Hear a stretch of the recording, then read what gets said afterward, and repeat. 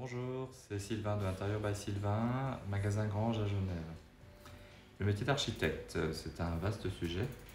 Euh, le métier d'architecte apporte beaucoup dans un intérieur. Alors, vous avez deux sortes de choses. Vous avez les architectes et les architectes d'intérieur. Deux choses à ne pas confondre, deux choses totalement différentes. Un architecte va à la base bien penser les choses, mais il va penser aussi aux choses pratiques. Par exemple, il va vous mettre un conduit de cheminée au milieu d'une grande pièce. Alors, ça va bien parce que techniquement, ça permet de tout passer d'un étage à l'autre.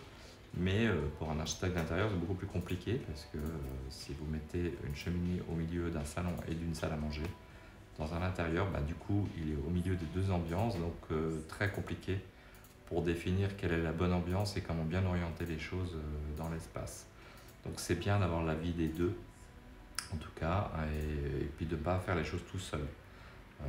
Même si on pense bien faire, comme je dis toujours, on réfléchit mieux, à plusieurs têtes on réfléchit mieux. Donc on a nos idées, on a aussi nos meubles qu'on a et qu'on veut récupérer, qui ne vont pas toujours bien positionnés.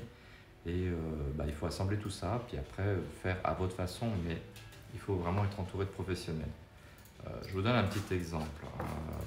Par exemple, voilà. Imaginons une pièce rectangulaire, voilà, une grande pièce par exemple, et puis vous rentrez au milieu de cette pièce par exemple. Voilà. Alors une pièce a 4 angles, sous chaque angle vous avez une vue différente, mais il n'y en a qu'une seule qui compte, c'est la vue en entrant. Donc par exemple, voilà, j'ai une belle bibliothèque que j'ai récupérée et puis que je voudrais intégrer dans ma pièce.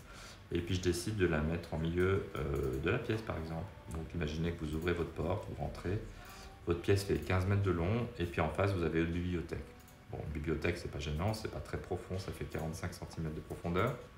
Mais au niveau de l'œil, c'est comme si vous avanciez votre mur d'1 mètre. Donc visuellement, en arrivant de là, bien sûr si j'arrive des autres côtés, j'ai pas la même vue, mais il n'y en a qu'une vue qui compte, c'est la vue en entrant dans chaque pièce. Chaque pièce a une entrée.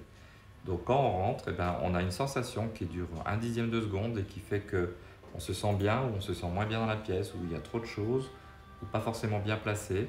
Et donc voilà, là dans ce cas-là, la pièce est grande, mais au niveau de l'œil, on se sent un peu étouffé. Donc moi, une bibliothèque, sauf si on n'a pas le choix, mais je la mettrais plutôt de profil de l'autre côté, de manière à préserver l'espace entier. Donc en général, les gens ce qu'ils font, c'est qu'ils cassent les murs, ils essaient d'avoir des grands espaces, ils mettent des grandes baies vitrées. Donc on cherche des grands espaces, puis après quand on meuble, on en met trop ou pas forcément bien positionné. Et automatiquement, on enlève, on casse tout ce qu'on a créé, tout ce qu'on aimerait avoir en fait.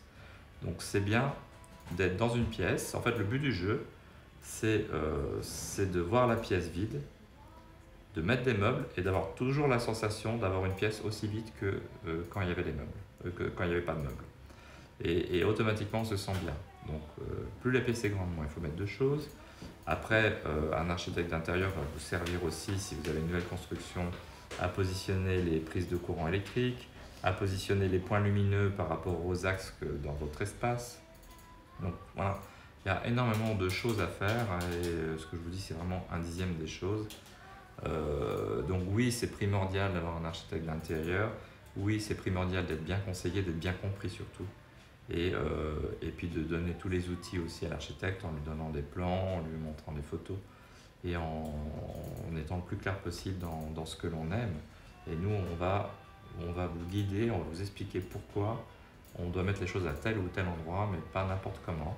Et on va essayer de rendre les choses belles, c'est notre métier. Voilà, petit exemple, c'est pas grand chose, mais voilà, ça vous donne une petite idée de ce que pourrait faire un architecte d'intérieur. Voilà, j'espère que ça vous a plu. Un petit like, au plaisir.